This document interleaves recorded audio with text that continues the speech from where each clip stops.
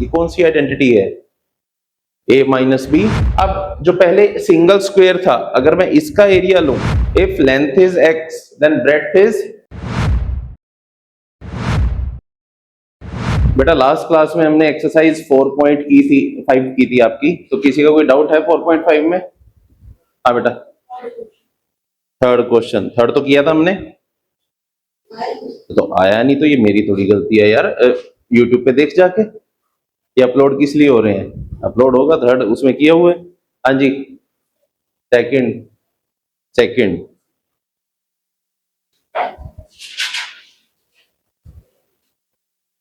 Second part में वो कहता है बेटा n cube minus 3n square m plus 3n m square minus m cube upon 5m square minus 10mn plus 5n square, right. अब देखो, a cube minus b cube minus 3a square b plus 3a b square, ये कौन सी identity है? a minus b whole cube. तो हम ऊपर वाली बेटा टर्म को, इक्वेशन को लिख सकते हैं n minus m whole cube. लिख सकते हैं नहीं लिख सकते हैं? बोलो।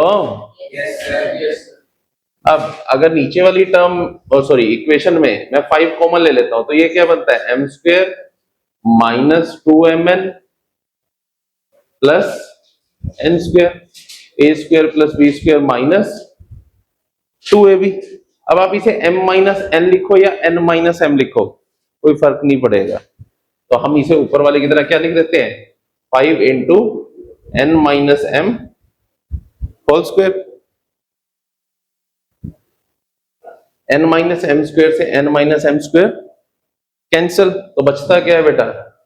n minus m upon 5। ये आंसर होगा बेटा। आइडेंटिटीज थोड़ा सा रिकॉल करनी पड़ेगी। एक काम करो, जितनी आइडेंटिटीज हैं उसे एक पेज पे लिख लो एक साथ। मतलब एक्सरसाइजेज में तो क्या है, कुछ दो आगे फिर दो बाद में फिर दो बाद में, टोटल 9-10 आइडेंटिटीज हैं, उन्हें एक पेज पे लिखो। फिर जब क्वेश्चन करो तो देखो कौन सी आइडेंटिटी यूज हो रही है। याद ऐसे नहीं होंगी भी हम कहें कि हमें एक बार में पढ़ने से याद हो जाएंगी। जैसे जैसे आप उनको प्रैक्टिस करोगे वैसे वैसे याद होती जाएगी। डन? अभी चले आगे, कोई doubt?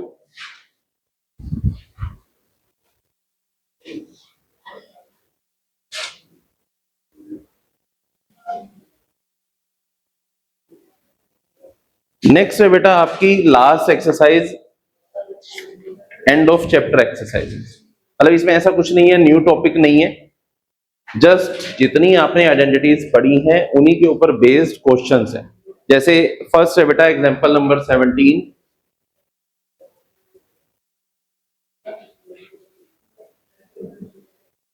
Saira has arranged a square of side x units. Saira ने एक स्क्वायर साइड बनाई x units. 8 rectangular strips of sides x units and width 1 unit and 15 squares of side 1 unit to form a bigger rectangle।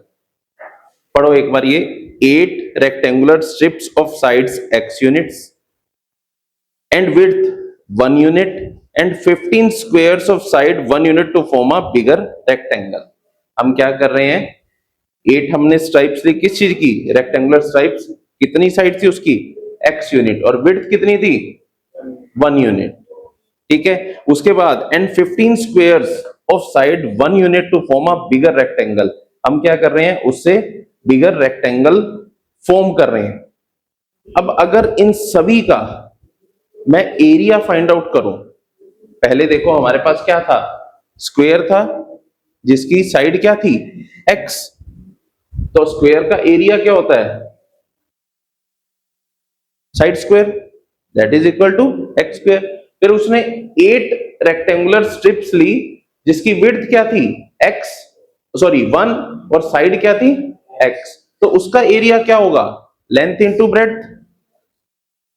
ठीक है, सो x into 1 x। But थी कितनी वो rectangular strips?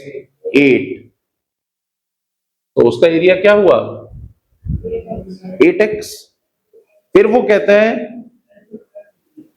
And 15 squares of side 1 unit to form a bigger rectangle, और 15 squares लिए of side 1 unit. अगर एक square है जिसकी साइड 1 है तो उसका एरिया क्या होगा? 1 स्क्वायर, दैट मींस 1। बट ऐसे कितने स्क्वायर लिए गए? 15, सो 15 इंटू 1, तो टोटल एरिया क्या बनेगा? X square plus 8x plus 15।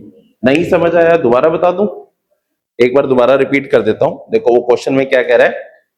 Saira has arranged a square of side x units. Saira ने क्या किया? पहले एक स्क्वायर लिया, अरेंज किया, जिसकी साइड क्या है? x यूनिट्स, पहली चीज ली। फिर 8 rectangular strips of sides x units and width 1 unit. फिर 8 रेक्टेंगुलर स्ट्रिप्स ली। पहले देखो, पहले स्क्वायर लिया जिसकी साइड क्या थी? x। फिर 8 रेक्टेंगुलर स्ट्रिप्स ली जिसकी विड्थ 1 है और साइड क्या है? x। ये कितने हैं ऐसे? 8। फिर स्क्वायर्स लिए जिनकी साइड क्या है? 1 यूनिट। ये कितने स्क्वायर लिए? 50। अब जो पहले सिंगल स्क्वायर था, अगर मैं इसका एरिया लूं, आगे स्टेटमेंट कंप्लीट कर दो फिर बताता हूं। Find the length and breadth of the rectangle in terms of x। कहते हैं जो इस सबको मिला के एक बिगर स्क्वायर बना, उसकी लेंथ और ब्रेड्थ बता दो इन टर्म्स ऑफ x क्या होगी। अब हम इसका एरिया फाइंड आउट कर रहे हैं। इस स्क्वायर का एरिया क्या होगा? x square. इस रेक्टेंगल का एरिया क्या होगा? x into 1, length into breadth, that means x। पर ये थे कितने? 8। तो यहां पे क्या आया बेटा? 8x। हमने 15 स्क्वायर्स लिए जिनकी साइड क्या थी? 1 यूनिट। तो इस स्क्वायर का एरिया क्या होगा? 1। पर थे कितने ये? तो 15 इंटू 1। तो हमारी इक्वेशन क्या बनती है? X square plus 8x plus 15। यहां से पहले तो हम क्या करेंगे है बेटा? x की वैल्यू फाइंड आउट करेंगे, फैक्टर्स करेंगे। करो फैक्टर्स। हो गए? क्या आया factor? 5 and 3। X square plus 5x plus 3x plus 15। तो x into x plus 5 plus 3 into x plus 5। तो फैक्टर्स क्या आते हैं? x plus 3 and x plus 5। तो ये जो एरिया आया है इसके फैक्टर्स ये आए हैं। तो दैट मीन्स अब इसमें लेंथ और ब्रेड्थ क्या होगी?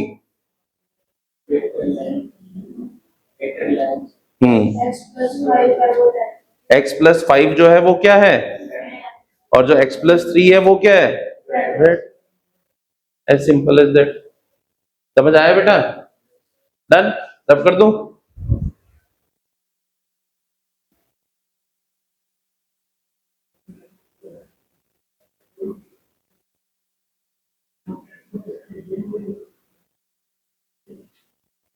नेक्स्ट एग्जांपल है बेटा, वो कहता है एग्जांपल नंबर 18 में,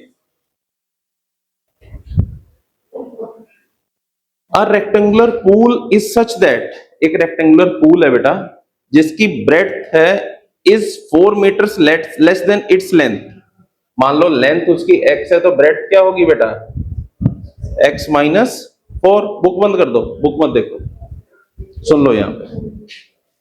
if length is x then breadth is x minus 4 and is its area is 96 meter square and its area is 96 meter square. Find the length and breadth of the pool। तो कहता है length और breadth बता दो pool की क्या होगी। अब एरिया ऑफ पूल क्या होगा? Length into breadth. तो x into x minus 4 that is equal to 96 area. X square minus 4x minus 96 is equal to 0। करो फैक्टर्स 96 को और 4 को स्प्लिट ऐसे करना है कि हमारे फैक्टर्स आए। देखो 96 को क्या लिखेंगे? 1 मल्टीप्लाई 96, 96 माइनस 1 तो नहीं होता। ये बड़ी बड़ी टर्म्स आएंगी, ठीक है। अब मान लो मैं लेता हूं ये 3 से डिविजिबल है, 96 3 इंटू 32, तब भी नहीं होता। 6 से डिविजिबल है, 13 माइनस 6 क्या होता है 7, अभी भी नहीं आता। ये 8 से डिविजिबल है, 8 मल्टीप्लाई 12, तो 12 माइनस 8 क्या आता है बेटा 4, तो इसके फैक्टर्स क्या होंगे x square minus 12x plus 8x minus 96 is equal to 0, x minus 12 plus 8 x minus 12 that is 0, so factors are x plus 8 and x minus 12, so x की वैल्यू या तो -8 या 12। अब कोई भी साइड नेगेटिव में तो नहीं हो सकती, तो x की वैल्यू क्या होगी बेटा 12, तो अगर x 12 है तो x minus 4 क्या होगा 8। This is the length and breadth of this rectangular pool. करो बेटा फटाफट अपने आप।